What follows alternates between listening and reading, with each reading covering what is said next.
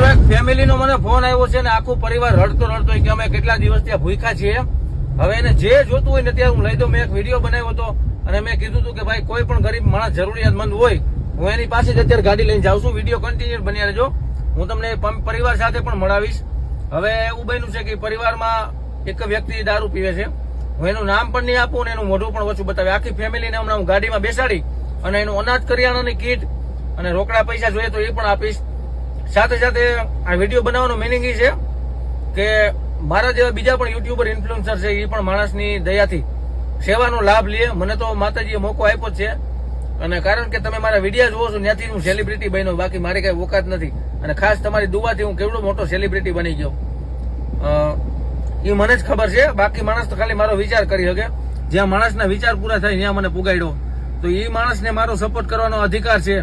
એટલે કોઈ પણ માણસને જરૂર હોય તો મને તમે તમારે 2 ફિગર ગમે ત્યારે યાદ કરજો. હું એ ફેમિલીને ફૂલે ફૂલ અનાજ કરિયાણું બધું પુગાડું છું. તમને ગાડીમાં એને બધાને બેસાડી તેલ ચોખા હળદર જે પણ જોતું હોય જે માંગે અને નહીં માંગે એ પણ હું એને આપી દઈશ. આપણો એક માનવ ધર્મ છે, એના કારણે વિડીયો બનાવશું અને એના મોઢા હું નહીં લઉં વિડીયાની અંદર, કારણ કે કોઈ ગરીબ માણસની મજબૂરીનો ફાયદો ઉઠાવવો એ પણ મહાપાપ છે. પછી અમુક લોકો એવું કે તમે દેખાડો કરો. ઘણા બધા દાન કર્યા પણ વિડીયો કોઈથી બનાવ્યો નથી, આજ બનાવી લો મેં કીધું. એટલે માણસને એમ થાય કે દેવભાઈ જે વચન આપ્યું હતું એ સાચું કર્યું કરીને બતાવ્યું એમ. કારણ કે કોઈ મોટા નેતા અત્યારે કોઈનું કોઈ છે નહીં, નેતા ઘણા નથી દાન કરતા. તો તમે જોતા હશો ને વિડીયો એટલે ખબર હશે. તો એક મને મસ્ત માતાજી એક લાવો આપ્યો ને એક આનંદનો મારા માટે વિષય કહેવાય કે ભાઈ મને આવો મસ્ત માતાજીએ અવસર આપ્યો એમ. વિધારા તો કઈ નહીં બોલું. હાલો હવે ડાયરેક્ટ ફેમિલી હારે જઈએ આપણે અને એનું બધું જરૂરિયાતમંદ છે એને બધું પૂરું કરીએ. હાલો.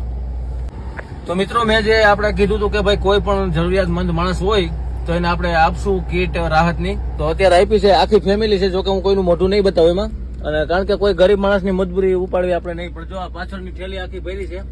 તો માજી શું હાલત હતી તમારી પેલા આજ દી સુધી? બોલો બોલો વિડીયોમાં. અમે બાપા મૂલ કરીને ખાઈને જો આવા દારૂ પીશે, અમારા ઘરમાં કઈ છે નહીં. હવે તો સારું થઈ ગયું ને? હવે મને આશીર્વાદ આપજો જોરદાર ના. હા, એટલે ભગવાનની દયાથી હજી પણ હું આગળ આવું ને હજી કોઈક માણસની વધારે સેવા કરી શકું. હા, ભગવાન તમને સાજુ દે બાપા. બસ બીજું હું કેવા માંગો છો? બધું આવી ગયું. જો પાપડ આવી ગયા, અનાજ કરિયાણું, તેલ, કોઈ વસ્તુ ગળ બધું જેટલું યાદ આવ્યું ને, હાબુ ચટણી તેલ આ તે બધું આમાં આવી ગયું છે. હવે તમને ભાઈ કેવી મજા આવી? તમે બોલો કઈક. રેડી. આ તમારી દયા ના, ભગવાનની દયા છે, તમારી દયા નથી. પણ મિત્રો આપણે એવું કરાય કે વિડીયો બનાવી માણસને બતાવે એટલે બીજા કોઈક માણસને એમ થાય કે આપણે કઈક સેવા કરીએ એમ, એટલે આપણે વિડીયો મૂકીએ. એટલે આપણો વિડીયો જોવે ને તો કોઈક માણસને બીજાને એમ થાય કે આપણે કોઈક માણસની સારો સપોર્ટ ને સેવા કરીએ. એક આશીર્વાદ લેવાનું કામ છે. એટલે હવે કાલ તો ભાઈ કહેતા હતા જયમાં નહીં રાતે શું હતું કાલે ભાઈ? એટલે પીને આવ્યો તો બોલતો તો એને કેમ પછી અમે ન ખાધા પણ અમારે કઈ હતું નહીં. તો પછી હું જમવાનું રાંધું ને ઘરમાં કઈ હતું જ નહીં એમને?